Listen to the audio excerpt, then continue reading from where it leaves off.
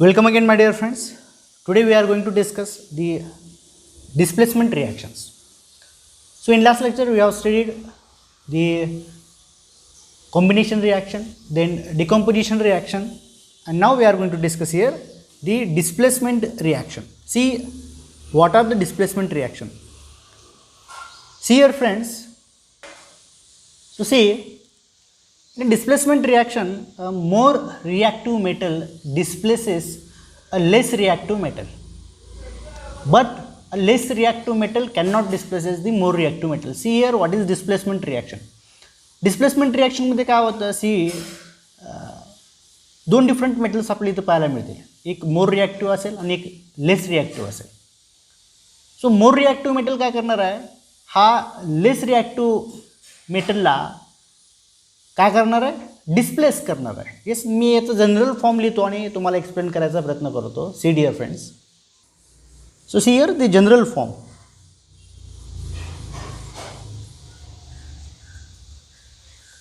So याचा general form कसा असतो बघा. So there will be one compound A B. Yes, आणि ह्या कंपाऊंडमध्ये when it combines with the another metal, so C will be the metal. Yes, हा C metal काय करणार? याला रिमूव्ह करणार. Yes, so an element or the ion will move out of one compound into other. Yes, so हा ए कुणासोबत combine होणार? हा C सोबत combine होणार. म्हणजे बी हा काय होणार? रिमूव्ह होणार. सी कसा आहे? हा सी ह्या बी पेक्षा रिॲक्टिव्ह आहे. Understand this concept. So C will be the more reactive. Yes, dear friends, and B will be what? The less reactive. आता B हा लेस रिॲक्टिव्ह आहे, त्याच्यामुळं काय होतं? हा सी ह्याला डिस्प्लेस करतो म्हणजे काढून टाकतो. सो डिअर फ्रेंड्स, हा ए जो आहे हा सी ह्या ए सोबत कंबाईन होतो. येस, म्हणजे आपल्याला मिळतं काय? ए सी मिळतं. आणि हा जो बी आहे हा बी ह्याच्यातनं डिस्प्लेस होतो. So this B it is going to displace. Yes dear friends, so this C will combine with A as C is more reactive than B. म्हणून मी ते लिहिलं मी की C is more reactive than B, where B is less reactive and C is more reactive. So ह्या सीची रिॲक्टिव्हिटी जास्त असल्यामुळं हा सी ह्या बीला काय करणार? डिस्प्लेस करणार आहे. बरोबर. त्यामुळे आपल्याला काय नवीन कंपाऊंड मिळतो? A C plus B. That is A C आपल्याला काय मिळतो? नवीन कंपाऊंड मिळतो. बरोबर. आता आपण स्टडी करूयात की रिॲक्टिव्हिटी. आता रिॲक्टिव्हिटी कशी असते? Yes, let's see here. So see dear friends, I have written here the most reactive and the less reactive elements. आता हा जो कॉपर आहे हा कॉपर लेस रिॲक्टिव्ह आहे. Yes, so copper is what? The less reactive. आणि ही रिॲक्टिव्हिटी वाढत जाते. सो कॉपर नंतर जास्त रिॲक्टिव्ह लीड असेल, त्यानंतर टीन, नंतर iron, then zinc, carbon, aluminium, magnesium, calcium, sodium आणि पोटॅशियम. म्हणजे मोस्ट रिॲक्टिव्ह कुठले झाले? तर most reactive will be the potassium, त्यानंतर सोडियम असतो. Yes, so this will be what? The most reactive. So in this direction your reactivity is going to increase. बरोबर dear friends.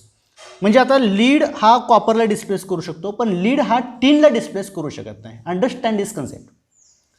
Magnesium हा ॲल्युमिनियमला displace करू शकतो, पण मॅग्नेशियम हा कॅल्शियमला displace करू शकत नाही, कारण magnesium will be less reactive as compared with the calcium. So calcium can displaces the magnesium but not the sodium. बरोबर. So this will be what? The reactivity. बरोबर का? म्हणजे मॅग्नेशियम ॲल्युमिनियमला करू शकणार, carbon, zinc, iron, tin, lead, copper या सगळ्यांना displace करू शकतो. येस डिअर फ्रेंड्स, पण ॲल्युमिनियम सोडियमला करू शकत नाही, कॅल्शियमला करू शकत नाही, पोटॅशियमला करू शकत नाही, कारण काय? याची रिॲक्टिव्हिटी ह्याच्यापेक्षा कशी आहे? जास्त असणार. So he will not able to displace that metal. बरोबर का? त्यामुळं आपण आता काय करूयात? We will see here some of the examples. See here now the reaction between the HCl and Mg. बरोबर. So HCl and Mg, see dear friends. So what you are getting here? आता Mg कसा आहे? Magnesium. बघा आता magnesium हा क्लोरीनपेक्षा कसा आहे? हा सॉरी हायड्रोजनपेक्षा कसा आहे, हा रिॲक्टिव्ह आहे, बरोबर का. तो मग काय करणार, हायड्रोजनला इथनं डिस्प्लेस करणार आणि हा Mg it will combine with this chlorine, बरोबर. So what you are getting, you will get here MgCl, बरोबर. So what you will get, you will get here MgCl plus काय मिळणार तुम्हाला, see dear friends, what you are getting here, you will get here the hydrogen. आता ह्या हायड्रोजनला तो displace करणार आहे, बरोबर. So you will be getting here hydrogen, बरोबर. सो हा हायड्रोजन काय झाला, हा डिस्प्लेस झाला, बरोबर. सो हा झाला displace. So this one metal it is going to displace the another metal from its solution. Yes. So आपण आता आणखी काही एक्झाम्पल्स घेऊयात. येस. सो आता आपण काही एक्झाम्पल घेऊयात. सपोज H2SO4 मी ॲक्वियस घेतलं, I will write here H2SO4 plus Fe dear friends. आता याच्यामध्ये काय होणार आहे, so this Fe will combine with SO4. So you will get FeSO4 plus हा H2 का होणार, हा डिस्प्लेस होईल. So this H2 you are getting here. Yes. So आपण आणखी एक एक्झाम्पल घेऊयात. सपोज मी इथे लिहितो, सपोज ती 2HNO3 plus Mg. Now see friends, in this case आता हा Mg कोणासोबत कंबाईन होणार, NO3 सोबत कंबाईन होणार. येस. सो हा Mg ह्या NO3 सोबत कंबाईन होणार. So what you are getting, MgNO3 twice plus काय मिळणार, हा H जो आहे, हा H आता इकडे डिस्प्लेस होणार, बरोबर. So you are getting here H2, बरोबर. जर तुम्ही तर बघितलात, व्हॉट इज दिस HCl काय आहे, हे सगळं काय आहे, this is the nothing but your acid, you will say acid, बरोबर. सो एक्झाम्पल कसे असणार आहेत, acid plus metal, acid plus active metal तुम्हाला काय मिळणार आहेत, that will be what the example of this displacement reaction, बरोबर. सो एक्झाम्पल काय असणार हे सगळे काय, so example will be simple example acid plus active metal. Active metal म्हणजे रिॲक्टिव्हिटी याच्यापेक्षा जास्त पाहिजे, active metal. Yes. So this will be the example of this. म्हणजे सगळे बघा आता इथे हा ॲसिड आहे, हा ॲक्टिव्ह मेटल, हा ॲसिड आहे, हा ॲक्टिव्ह मेटल आहे, हा ॲसिड आहे, हा ॲक्टिव्ह मेटल आहे. So this is what the displacement reaction. Yes dear friends, see here now the double displacement reaction. See, a reaction involving exchange of ions between the reactants is termed as double displacement reaction. म्हणजे ज्या रिॲक्शनमध्ये आयन्सचं exchange होतं त्या रिॲक्शन्सला आपण काय म्हणतोय, double displacement reaction असं म्हणतोय. Simple. जर आता लेट अस कन्सिडर दॅट, याचा जनरल फॉर्म इथे लिहू शकतो आपण. So general form, see here, so AB plus CD, बरोबर. सो AB plus CD काय असणार आहेत, so they will give us this BC और दिस CB प्लस काय असणार आहे AD, प्लस काय असणार आहे AD. सो आयन्स म्हणजे काय असणार आहे, see positive and negative ions. So A आणि C म्हणजे काय असणार आहेत, पॉझिटिव्ह, बरोबर.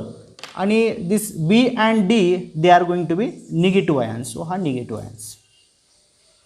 सो हा C कोणासोबत कंबाईन होणार आहे, हा C याच्या निगेटिव्ह सोबत म्हणजे B सोबत. So this C is going to combine with this B and this A it is going to combine with this D. So CB plus this AD. So that will be what the products. So आता आपण आता examples consider करूयात. See the reaction between, I will write here the Na2S plus HCl. See आता यांची reaction कशी होते, आता यांची रिॲक्शन कशी होणार आहे. येस. सो आता याच्यावरती कॅटायन आणि आनायन आपण आता बघूयात की याच्यावरती पॉझिटिव्ह चार्ज कशावर असेल, कशावर नसणार आहे.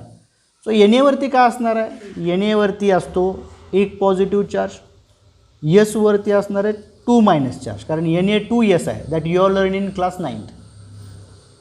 सिमिलरली इथे जर पाहिलं हायड्रोजनवरती काय चार्ज असणार आहे, 1+ आणि Clवरती 1-. बरोबर. आता कंबाईन होताना काय होतं डिअर फ्रेंड्स, सी हा Na जो असतो हा Na it will going to combine with this Cl-. So Na+ आणि हा Cl-, so you are getting this NaCl plus हा H+ आणि S2- हा असा कंबाईन होणार. बरोबर. So what you are getting, H+ आणि S2 ह्याचा फॉर्म्युला काय असणार आहे, S2S. सो असे हे डबल डिस्प्लेसमेंट रिॲक्शन असणार आहे. बरोबर. सिम्बल तुम्ही असंही लक्षात ठेवू शकता, Na that will be going to combine with Cl, so